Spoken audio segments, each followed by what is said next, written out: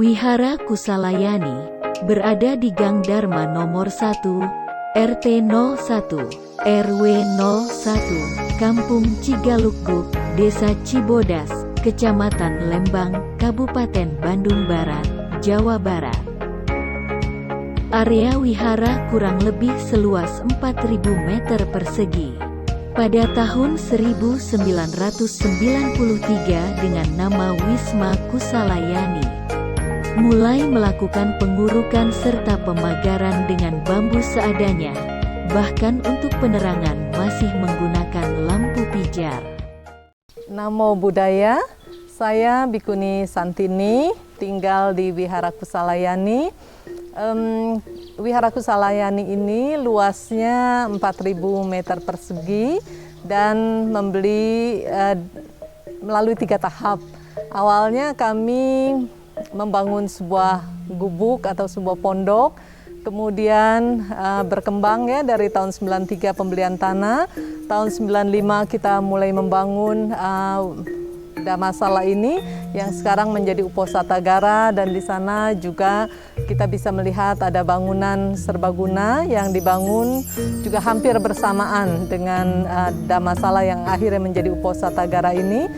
Selain Dhammasala dan Uposatagara, di Wihara Kusalayani ini juga terdapat kuti-kuti untuk para bhikkhuni dan kemudian juga tempat penginapan untuk para peserta melatih diri dan membina diri di sini, baik peserta Silacarini, Anagarika, Samanera, dan Samaneri.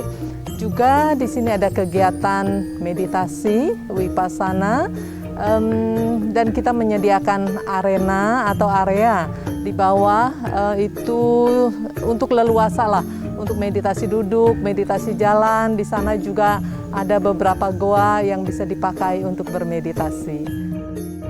Pada tahun 1995, tempat ini bernama Wisma Kusalayani dan sesuai dengan surat keputusan Direktur Jenderal Bimbingan Masyarakat Buddha tahun 2020 berubah nama menjadi Wihara Kusalayani.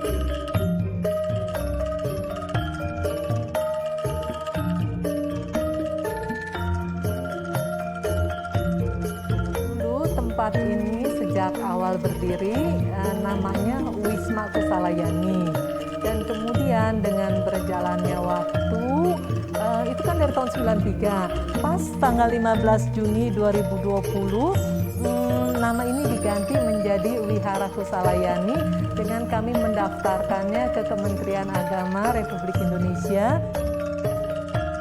Sebelum masa pandemi, Wihara Kusalayani melakukan kegiatan keagamaan seperti Maga Puja, Waisak, Asada, Katina, Patidana, Pabaja Samanera, dan Samaneri, serta latihan meditasi.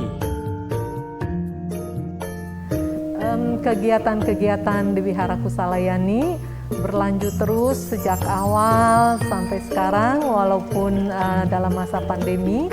Kegiatan-kegiatan yang kami laksanakan di sini adalah perayaan Maga Puja, Waisak, Asada, Katina, dan juga perayaan Patidana, di mana umat secara bersamaan dapat melakukan pelimpahan jasa kepada para leluhur, sanak keluarga, sahabat, dan kerabat. Nah, untuk dalam kehidupan tentunya perlu peningkatan, dan kami memfasilitasi para umat untuk meningkatkan kualitas spiritualnya dengan pelatihan-pelatihan seperti pelatihan Silacarini, Anagarika, Pabaja, Samaneri, dan juga Samanera. Dan selain itu juga kami memfasilitasi untuk umat-umat yang ingin lebih dalam melihat ke batinnya masing-masing dengan melaksanakan program-program pelatihan Vipassana. Selain kegiatan-kegiatan yang tadi baru dijelaskan, dalam masa pandemi ini aktivitas-aktivitas yang seperti tadi berlangsung secara online, dan itu kan aktivitas yang tidak bisa dilakukan secara fisik seperti yang lalu. Demikian juga dengan kegiatan-kegiatan bakti sosial yang dulunya kami bisa langsung datang ke lapangan. Selama pandemi ini, kegiatan bakti sosial kami mengabdi kepada masyarakat, membantu kepada masyarakat tetap tidak terputus. Jadi kami bisa menghubungi umat-umat di daerah terdampak bencana alam untuk bekerja sama menyalurkan bantuan-bantuan apa yang mereka butuhkan dan apa yang bisa kita bantu. Dan bantuan-bantuan kita itu ya sangat membawa manfaat dan sangat diterima oleh mereka, dan baik pemberi maupun penerima berbahagia. Selain ruang Dhammasala dan ruang serbaguna, di Wihara Kusalayani juga terdapat kuti untuk tinggal para bhikkhuni, serta ruangan-ruangan yang dapat digunakan untuk latihan bermeditasi. Di wihara ini selain fasilitas Uposatagara atau Dhammasala, ada juga mungkin yang mengenalnya Bakti Sala. Kami juga menyediakan fasilitas kuti-kuti untuk para bhikkhuni, dan kemudian fasilitas untuk meditasi juga bagi para peserta yang ingin melatih dan membina diri dalam masa-masa liburan, kan begitu ya. Nah, di sana ada penginapan untuk peserta perempuan di sebelah sana, dan di sana peserta laki-laki. Juga ada ruang belajar di sana, ada arena untuk meditasi jalan juga, ada goa-goa juga untuk meditasi duduk. Di arena ini tadinya kebun. Kemudian kita perlu tempat untuk ruang yang terbuka, dan kemudian kami pilih menempatkan di ruang terbuka ini stupa dengan style dari Borobudur. Ukuran stupa ini setengah dari yang asli gitu, asli di Borobudur. Dan seperti yang di Borobudur pura, di dalam ini ada Buddha Rupang. Jadi para umat bisa datang ke sini, berlatih, membina diri, bermalam di sini, kemudian bisa melakukan aktivitas untuk meningkatkan spiritualnya, baik sembahyang maupun meditasi. Dan selain stupa, di sini juga kita sediakan goa. Walaupun goa ini bukan alami, ya goa ini goa buatan. Cuma ketika kita memasuki goa ini, duduk bermeditasi, kita merasakan suasana yang sangat berbeda, dalam arti sangat mendukung untuk kita melatih diri, melakukan usaha menyadari, melakukan usaha konsentrasi agar lebih baik, begitu ya, pelatihan-pelatihan di sini. Dan kemudian juga sebagaimana namanya wihara, sangat layak adanya pohon bodhi. Jadi kita memang memilih stupa dan pohon bodhi untuk ada di area seperti ini. Jadi ada kedekatan spiritual gitu dengan guru agung kita, di mana Buddha mencapai pencerahan sempurna. Dan untuk mendukung kita melatih diri sesuai dengan ajaran Buddha, kami di sini setiap tahun lah, kalau sebelum pandemi, setiap tahun melakukan program pelatihan Vipassana. Nah, pelatihan Vipassana ini kita mengacu dari Satipatthana Sutta.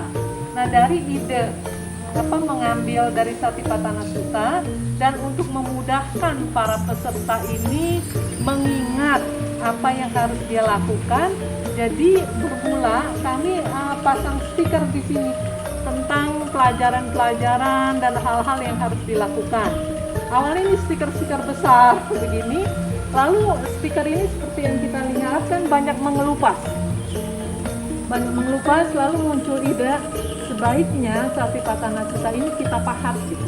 Peserta yang ikut pelatihan di sini bukan hanya orang Indonesia, juga ada orang yang dari dari luar negeri lah ya, seperti dari Malaysia, Singapura, dan saya dengar juga dari negara-negara yang lain ada minat juga untuk ikut pelatihan di sini. Jadi Jadi kami membantu memfasilitasi dengan memahat Satipatthana Sutta dalam bahasa Inggris.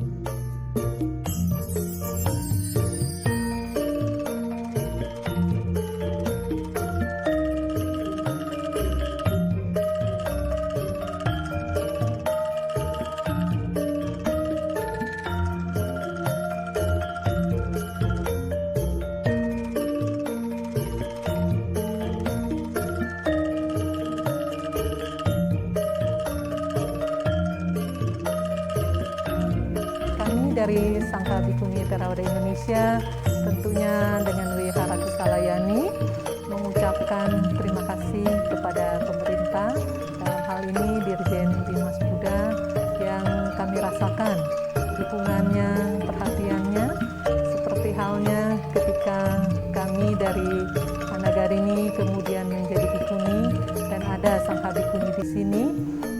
Dirjen Bimas Hindu dan Buddha pada waktu itu tahun 2006 pada awal tahun Januari mengukuhkan keberadaan persaudaraan Bhikkhuni Theravada Indonesia, dan kemudian ketika kami melakukan upacara yang